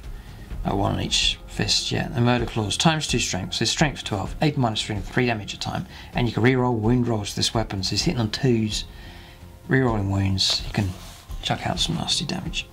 Murder Lust, you can reroll foul charge rolls for Murder Fang. In addition, the turn in which Murder Fang makes a successful charge increases attacks by 2. So he's now on 7 attacks at 2s to hit. Wow. And you want him near someone, you know, some other unit that's going to grant him rerolls if possible. Force of Untamed Destruction, Murder Fang cannot be a warlord, and usual explodes results. Yeah, he's nasty enough. If he plows into heavy infantry, I'm thinking like Orc Meganobs. If he smashes into them, murder him. Yeah, and vehicles will be in trouble as well. So the extra 2 attacks on the charge is nice. Yeah, nice reliable hits, and they're rerolling wounds. Yeah, he's deadly for sure, and should be well protected being a character. So Skype Clause is next. Usual rules, but they do get the Berserk charge, the extra attacks. They're better than your standard jetpack infantry, and they are the headstrong rule as well, just like the Blood Clause that we saw. So other than that, usual rules. Swift Clause, this is your bikers. Again, the Berserk charge and headstrong for them also. So, you know, more attacks here. And remember, on the charge, +1 to hit rolls as well. So real incentive to get the charges in for these. Swift Claw attack bikes. Their ballistic skill 4+. Yeah. So, you know, the point of them is taking the weapon. And so, don't know how popular they would be. But maybe a cheap way of filling in fast attack slots, perhaps. Land Speeders, Inceptors, Thunderwolf Cavalry. Will cover these next. We're on fast attack now. So, power level 8. I think these have been tamed to some degree. I'm trying to remember from the index. I'm sure they've been adjusted here. So, Thunderwolf Cavalry, 40 points a time. God, it's expensive enough. Movement 10. 3+ weapon skill, ballistic skill, strength 4, toughness 5, 3 wounds, 2 attacks. I'm sure they have 3 attacks. I could be wrong on that one, but 2 attacks. Leadership 8 and a free up save. The pack leader does have the 3 attacks. And that's it. You get 3 of them in the unit. You can take another 3. So big units of 6. They come with chainsaw, there's your extra attack. Bolt pistol, frame crack grenades. Their Thunderwolf's attack with crushing claws and teeth, which is your strength 5 -1. So aftermodel that makes its close combat attacks make 3 additional attacks using this weapon profile. So I mean, you know, your standard Thunderwolf Cavalry with a chainsword, your total there of 6 attacks. You know, if you really want to go anti-hordes, there's loads of a flurry of attacks can come from them. Anyone want to replace its chainsword with a storm bolt, storm shield, or an item from the melee weapons list. Okay. So multiple melee weapons. And I would, again, the configurations I would go for is have standard ones with just chainswords. They're the ones that absorb the damage, taking the wounds. It's 3 wounds to try and get through, and then have your loadouts on the other units, especially the Thunderwolf pack leader. His extra attacks there, 3 attacks. Give them Thunder Hammer, you know, Thunder Hammer, for example, and Storm Shield.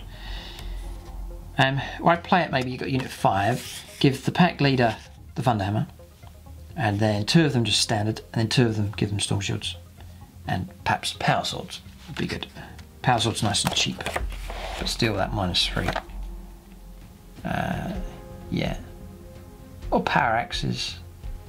Power Swords, Power Maul, any of those kind of cheaper combat weapons that can do some kind of damage. So that's the kind of route I go down. And that's about it, really. Yep. Yep. So any model replaces bolt pistol with a bolt gun, plasma pistol, or an item from the melee weapons list. Yeah, I'd aim for melee, not shooting. Melee is what I'd aim for with them, and do mixed weaponry try and protect the pack leader and give him the deadly weapon. Probably a fun to have, would be pretty cool. Fenrisian Wolves is next. Power level 2 for these. Fast attack. They should be very cheap. 8 points each. Cyber Wolves is 15, but 8 points. Very, very cheap. You take 5 of them, you get 5 of them, you can take an additional 5 or additional 10. So you take 10 of them for 80 points. You know, nice and cheap to absorb some damage. They're not going to last very long. And the Teeth and Claws, they only get AP -1, Strength 4, Toughness 4, and they attack 2 attacks each, but their leadership's 4. You know, and their saves a 6+. The Cyberwolf gives them leadership 6, and then 3 attacks, 2 wounds for him. You can include 1 Cyberwolf, which is I think worth doing. And then pack mentality, add 1 to its leadership if it contains 6 or more models, add 2 if it's 10 or more models. And then Swift Hunters, you can reroll foul charge rolls to this unit. And they're moving 10, so nice and swift. They look great. You know, wolves running alongside your Thunderwolf Cavalry and characters just looks very, very cool. So that's great. Wolf Scout Bikers. Usual rules, but they have the behind enemy lines rule for them.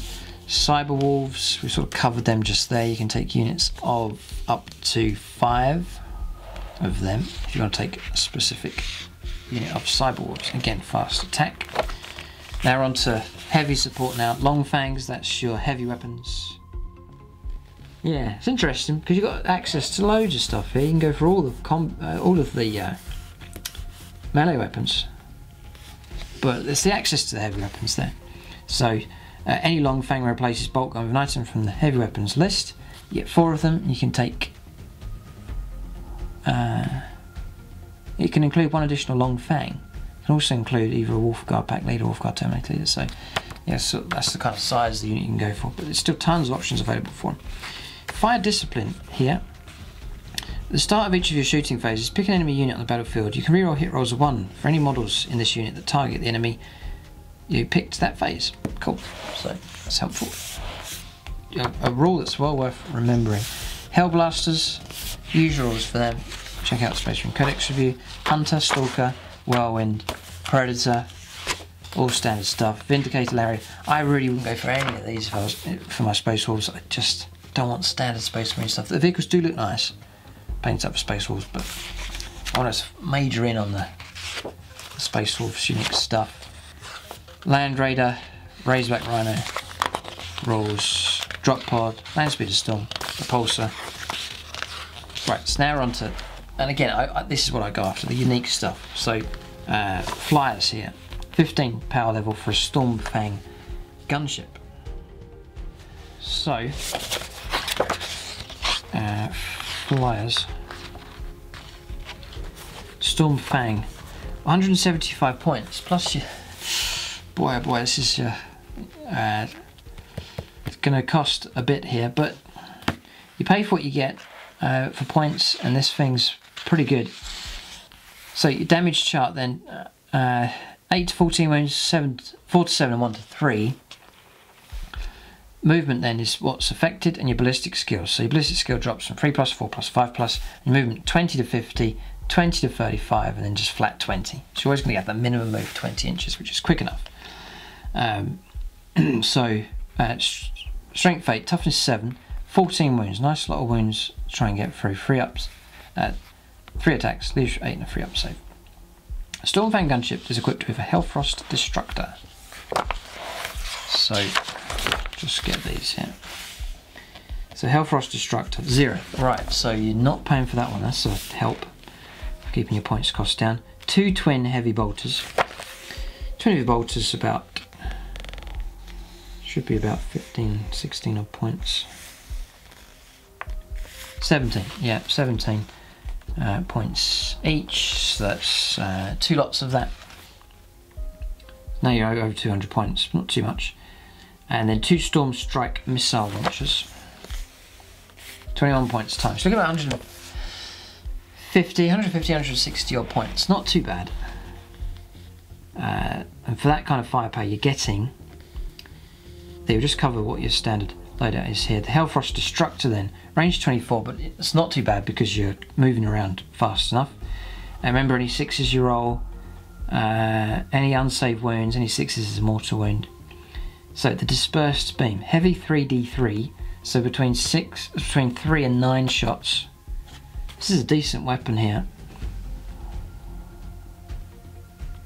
Yeah, I'm just checking something. Yeah, you do come with Power of the Machine Spirit. This is the Storm Raven equivalent for the Space Wolves. That's excellent. So your heavy weapon, but you're going to ignore it. So that's very good. It's a heavy 3d3. An average of 6 shots. Strength 6, -2 and 2 damage. Yeah, it's going to clear away heavy infantry. It's a good weapon. Then focused, heavy 3, a flat 3 shots. Wow. Strength 8, -4 and d6 damage. Hellfrost Destructor is a great weapon. So I rate that, that's a good one. Then the standard loadout is the 2 twin heavy bolters. So twin heavy bolter, heavy 6, there's 2 of them, so that's your 12 shots, strength 5 -1, so clearing away your hordes. And then 2 storm strike missile launchers. That's 2 shots at heavy 1. Heavy 1, but that's going to be 2 shots, range 72, strength 8, -3 and 3 damage. You're going to bust up vehicles here with this configuration. So Stormfang gunship's fine. Yep. Yeah, and it's a transport as well.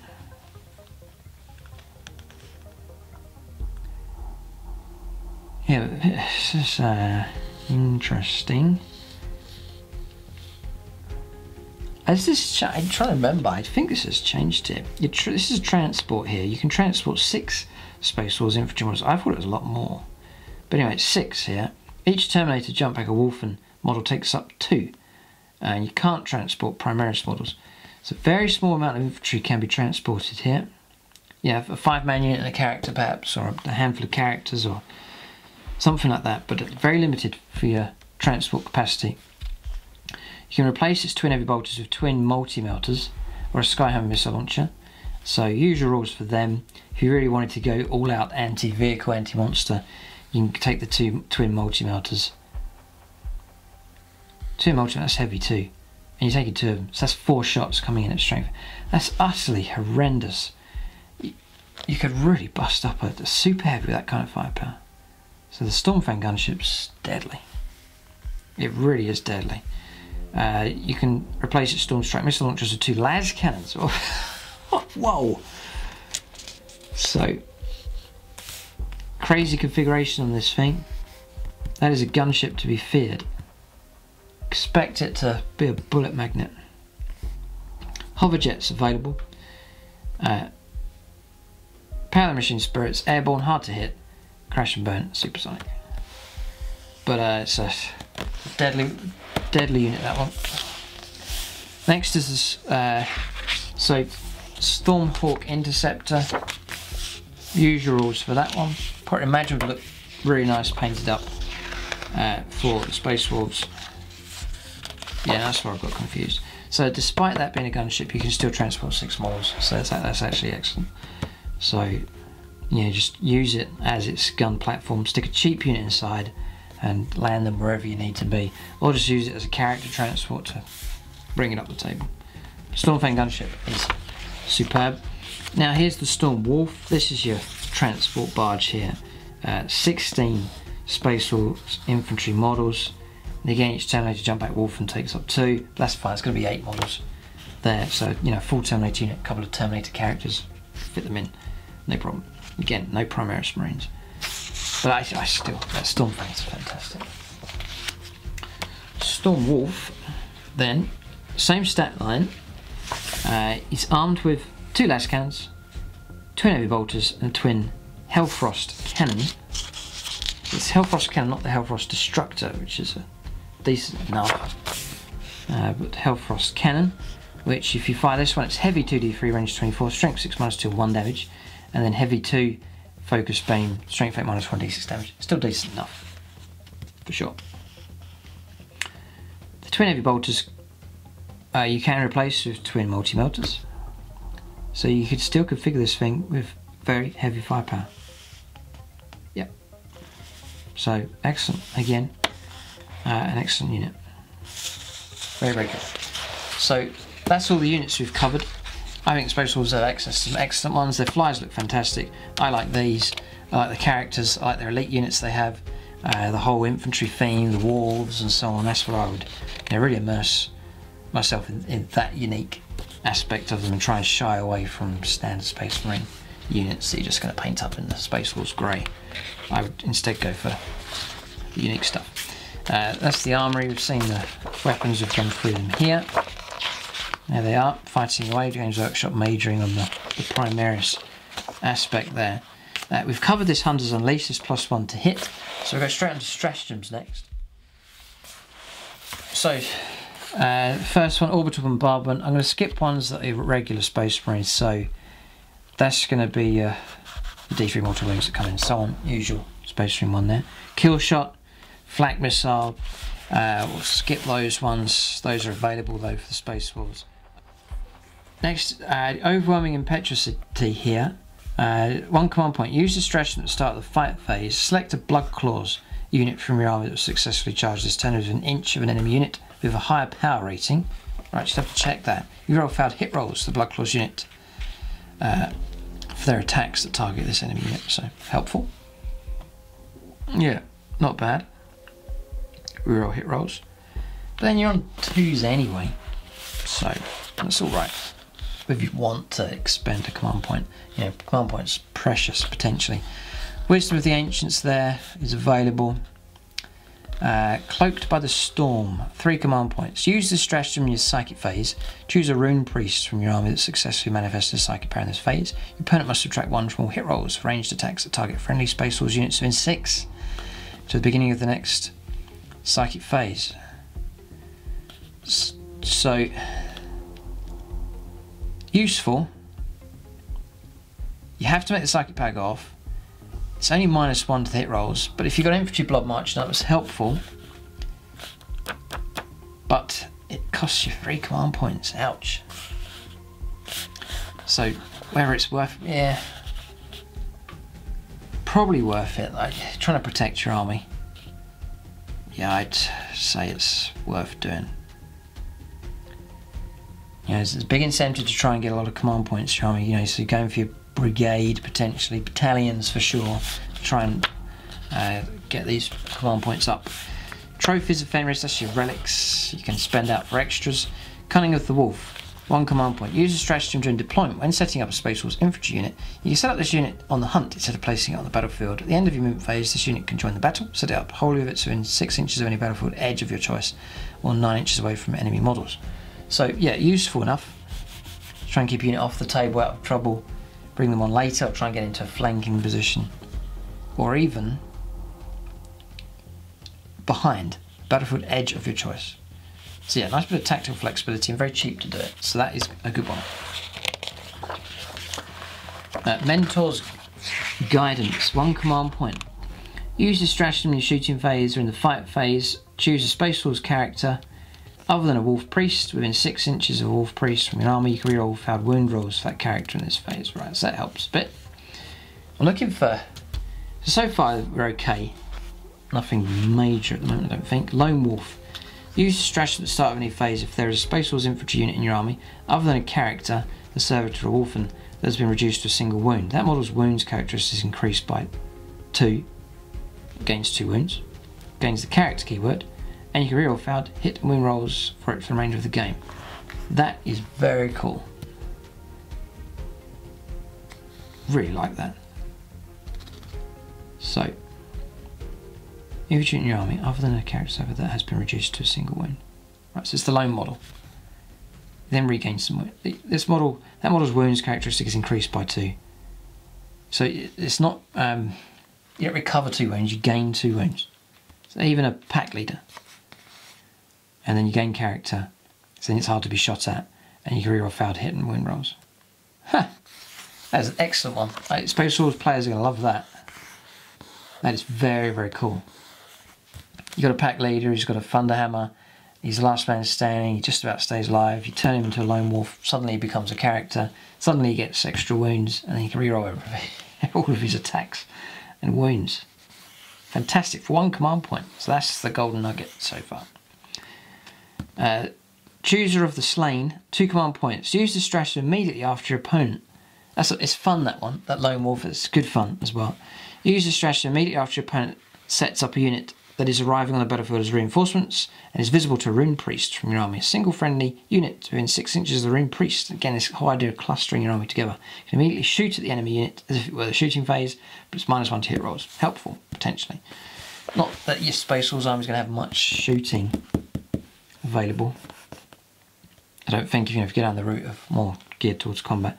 Laugh in the face of death. On command point, use a strategy in the fight phase. Choose a Space Wolves infantry, pike, or cavalry unit from your army that is affected by an enemy's units. It is affected by an enemy unit's ability that modifies leadership. You can reroll failed hit rolls for Space Wolves units in this phase.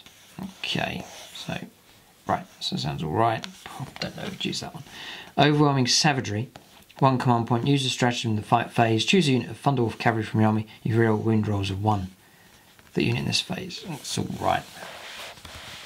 So it's that blistering, but it's okay. Only in death to duty, and it's the usual. Howl of the Great Pack, 2 command points. Use this stratagem in the beginning of the morale phase. Choose a Wolf Lord from your army. Friendly Space Wolves units within 12 of that model automatically pass morale tests for this phase, and your opponent must add 1 to morale tests taken by enemy units within 12 of that model in this phase. So that was okay. True Grit.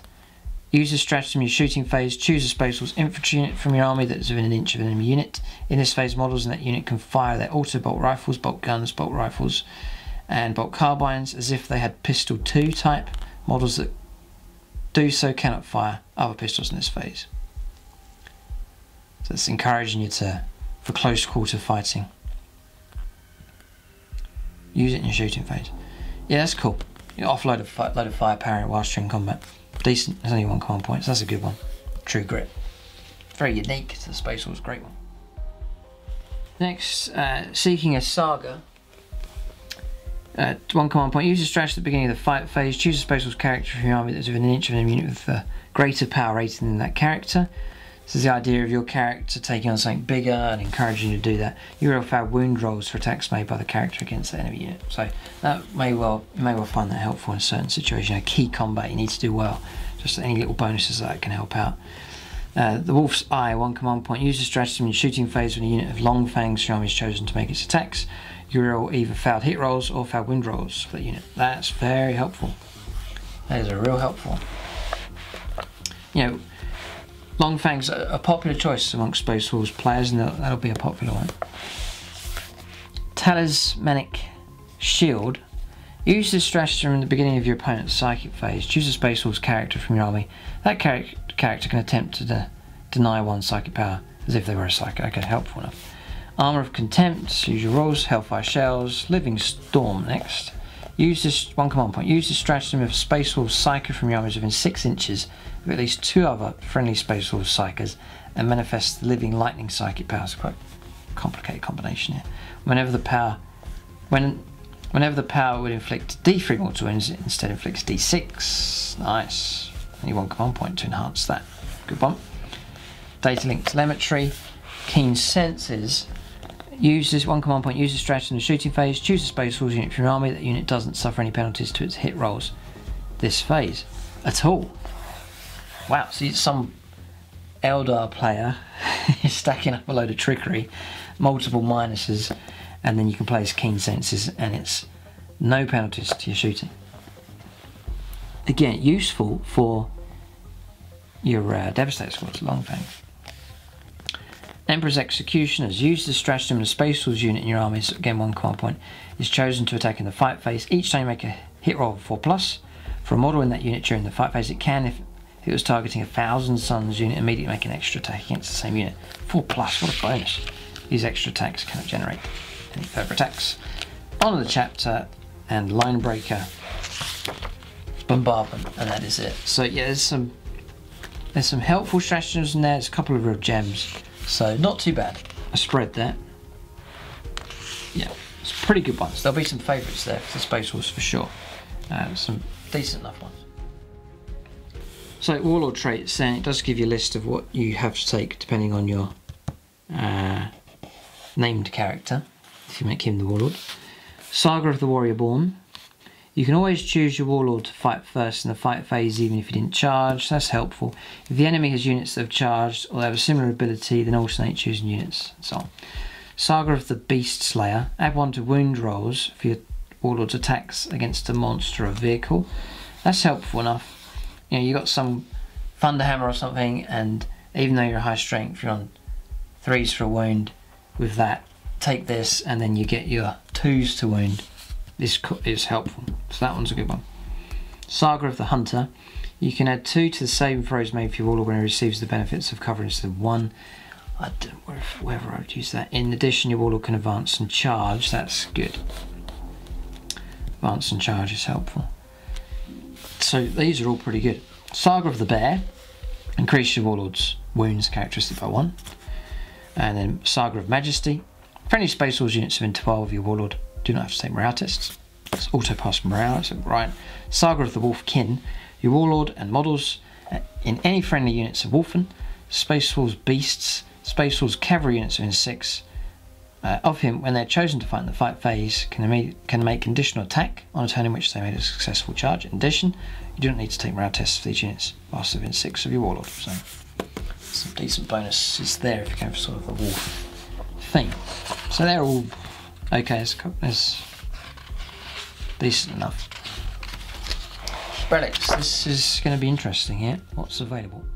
So only a few.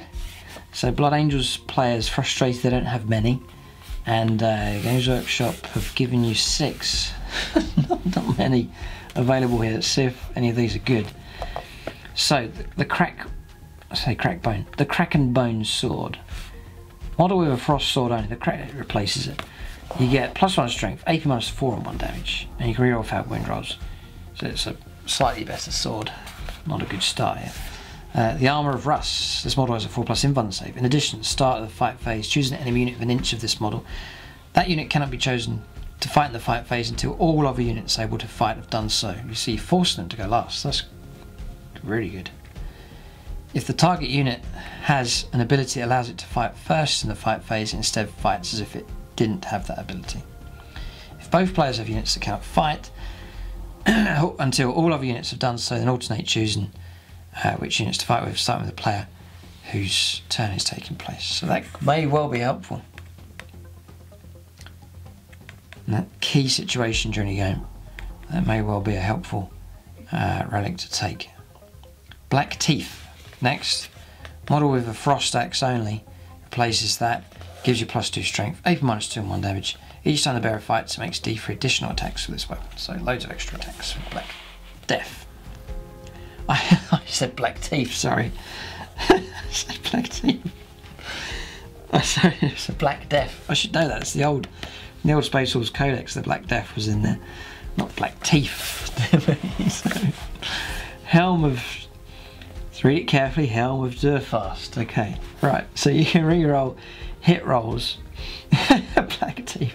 You can reroll hit rolls for this model's ranged attacks. In addition, enemy units never gain any bonus for the saving throws being in cover. Alright, so these are okay. Not too blown away by this. The Wolfen Stone. You can make 1 additional attack for models in Space Force, Infantry, Biker and Cavalry units whilst within 3 inches of the bearer, and they make their attacks in the fight phase. That is brilliant. Units of Wolfen are not affected, nor units that made a charge whilst within range of the Curse of the Wolfen Hunt ability early in the turn. In addition, so you can't stack up loads of extra stuff. In addition, a unit cannot be affected by both Curse of the Wolfen Kill and the Wolfen Stone in the same fight phase. Right, so they're just making sure you don't do a Death Star. 8th edition Death Star. So, but the Wolfen Stone, interesting. Frost. Yeah, so you can basically do a Wolfen type bonuses without having Wolfen. Is the Wolfen Stone. Frost Fury. Model with a Stormbolter only. Replaces it, giving you Assault 4, Strength 4, -1, 2 damage. Decent enough. If the model suffers any unsaved wounds but is not affected, roll D6. 4+, it's a mortal wound. Nice. Not a 6. So yeah, they're okay. They're alright. It's all about finding the combinations that work, and stacking stuff up and giving relics to the right individuals and having them placed in the right. So it's a careful study of a codex. It just takes time. And by all means, if you see things I've missed here, you know, glaring bonuses and things that can stack up, then leave it in the comment section. I encourage you to read the comment section in this codex review, because you'll see you know, experienced Space Wolves players and others leaving their own combinations and unit combinations and sizes and loadouts and so on. Loads of information you can gather from what others are saying in the comment section below. Tempestus Discipline then, for the unique psychic powers for the Space Wolves. Living Lightning has a warp charge value of 6, that's quite straightforward to go off.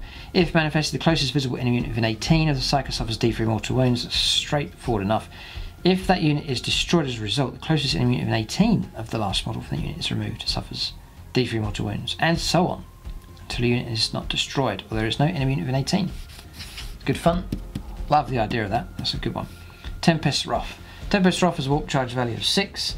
If manifested, select a visible enemy unit within 24 of the psychic until the start of your psychic phase. Next psychic phase, your opponent must subtract 1 from any hit rolls they make for that unit. Yep, you just choose a unit within 24. +1 to hit rolls. Any hit rolls. So helpful for shooting. But that's a helpful power, that one. Let's help out. Murderous Hurricane has a warp charge value of 5. If manifested, select a visible enemy unit within 18 of the Psyker, roll 1 dice for each model in that unit. The unit suffers a mortal wound on 6. Okay, so great against hordes. Fury of the Wolf Priests. Yeah, you could roll, sometimes you roll 10 dice, you get like 5 6s. It happens. So, helpful. Fury of the Wolf Priests. There's a warp charge value of 7. If manifested, the Rune Priest gains the following weapon to the start of the next Psychic phase. It's Freaking Gary. It's a strength 5 -3 and 1 damage. After he makes his close combat attacks, you can attack with Freaking Gary. Make an additional 6 attacks with the profile. Wow, there's a flurry of close combat ability. It's good. Difficult choices here, which to go for. Depends what you want your psychic powers to enhance or to achieve. Stormcaller. There's a warp charge value of 8. I love the storm theme stuff. It's great. It's very hard to get this one to go off though. 8. It's a good one to give to Najjar. If manifested, because he gets the bonus for his rolls. If manifested until the start of the next psychic phase, the Psyker and any friendly Space Wolves units within 6 of him gain the benefit of being in cover. That's alright. Okay. Jaws of the World Wolf. I think Space Wolves players would appreciate -1 to hit more than cover. Or both. -1 to hit and the counters being in cover. That's especially it being such a high warp value. So it's quite tame, that storm, compared to what it could have been.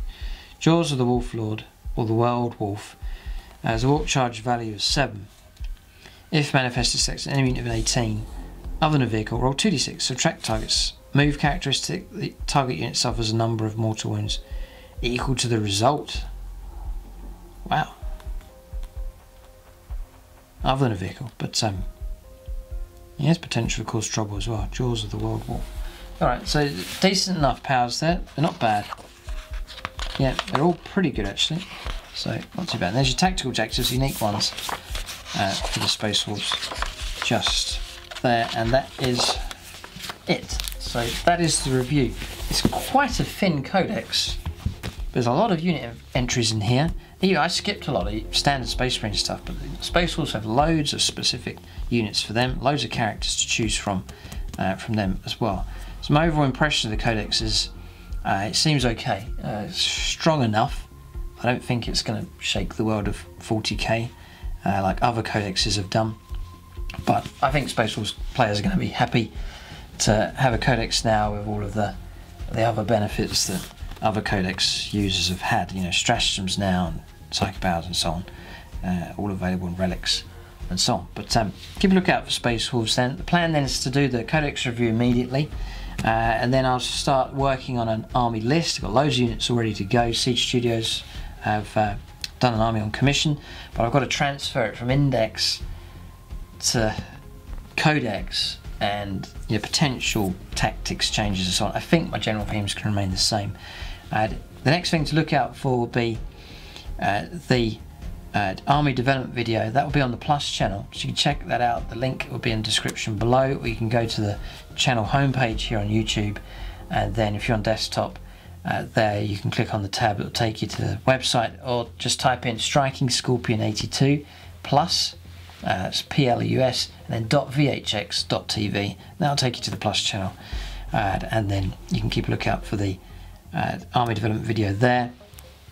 There's Space Wars battle reports already on the Plus channel, but keep a lookout for future battle reports once I get this army up and running. I'll put those on both channels, and then some tactics videos as well. And once I complete the army, I'll do a complete army video down the line once the army is finished as well. But Space Wars action planned on both channels, so if you want to get the full spread, then check out the Plus channel as well. But there it is. Thanks to Games Workshop for sending this copy out. I usually get my codexes and miniatures and so on from gamingfigures.com. Check them out. They do Games Workshop, but at a discounted rate, so you can pre-order this for them, or order it from them, and then you'll find that it's discounted in price. Just means you can save a bit on your hobby if you use gamingfigures.com. There it is. That's the review. Feel free to leave your own comments and feedback. But Space Wolves Codex has finally arrived here. That's the review. Thanks for watching, and tune in next time.